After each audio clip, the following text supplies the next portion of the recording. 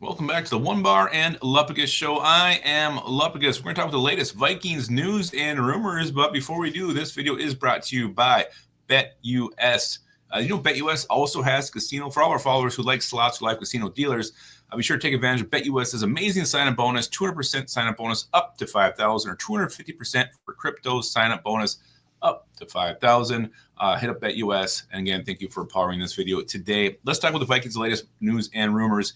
And the first one, it kind of broke yesterday. The Vikings can no longer franchise tag Byron Murphy because they moved the negotiation window. They extended it to the day before free agency. So the team and Byron Murphy can still work out a contract, but because they moved that date, they can no longer franchise him. So that came up earlier in this week, and it was kind of intriguing. Like everybody was just thinking franchise tag Vikings, Sam Darnold. We didn't really talk about potentially franchising somebody else, and Byron Murphy was the name that was brought up, but that can't happen now. So we'll see what happens. The Vikings can't franchise him and negotiate, into beyond free agency, into free agency without anybody else worrying about it. Now he's either going to test the market or they're going to work out a deal before. So we'll see what happens with Byron Murphy, but we all know this. No longer franchise tag eligible. Another guy who does not have the franchise tag is Josh Oliver, and we actually brought him up in a video last week, being a potential cut candidate. And now some more steam on that come from Benjamin Albright, who's on Vikings Happy Hour. And speaking of Vikings Happy Hour, go over and give him a sub if you have not yet done it. Matt Anderson and the boys doing fantastic work over there. But Albright says Josh Oliver being released is not out of the realm of possibility. He said Oliver has a $9.4 million cap hit in 2025. Minnesota can save roughly $8 million in a post-June 1st release. An extension could also free up cap space for 2025. And Albright highlighted that the tight end class is a great tight end draft class this year. Here's the thing. I think a restructure is more likely than a flat-out cut at this point. Josh Oliver, excellent run blocker. Ever since the Vikings signed him, we still haven't really run the ball very consistently or well. We still rank toward the bottom. I know last year was better with Aaron Jones, but Oliver always grades out high. He's doing his job well. It's just not translating to a better rushing performance. But he's a fine number two. He can catch the football. I've actually grown to enjoy Josh Oliver over the last couple of years. And I would hate to see him go.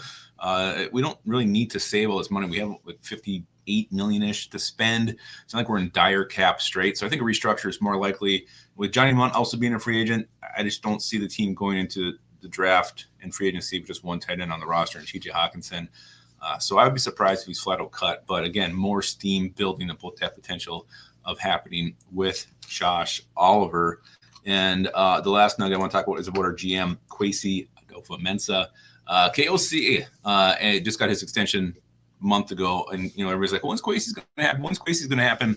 Well, Albright also said this. He said announced for Kwesi extension will come after the NFL draft. He mentioned on Happy Hour.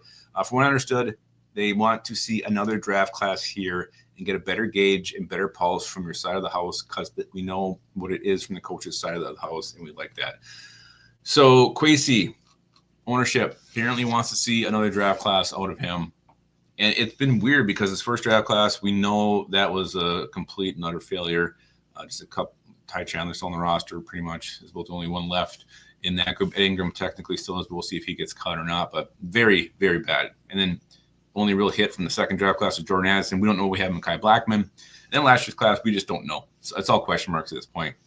So you just, maybe not Will Rickard. I mean, maybe Will Rickard's the other one. But again, with leg injury, whatever happened, and he kind of fallen off, maybe there's question marks there. So want to see one more draft. But even if you saw it, or you see the draft class happen in April, you're not going to know if they're going to be good. So the extension coming right after that, also kind of a head scratcher, unless it's just some draft class that gets absolutely raved and A's when it's graded, if the ownership takes that into account or not. But we'll see. Personally, I like what he's done. I think he's had more hits than misses. His drafting has not been good, but the free agents have been great. Some of the gems he's been able to find out on the street, and late after the draft, undrafted free agents rookie free agents that he's gotten has been impressive. So mixed bag for Kwesi, but I think the good has outweighed the bad. So we'll see if Albright's right about extension coming after the draft. So those are your latest Vikings news and rumors. Don't forget to head over to BetUS, hit them up, and remember, keep your skull in your hole.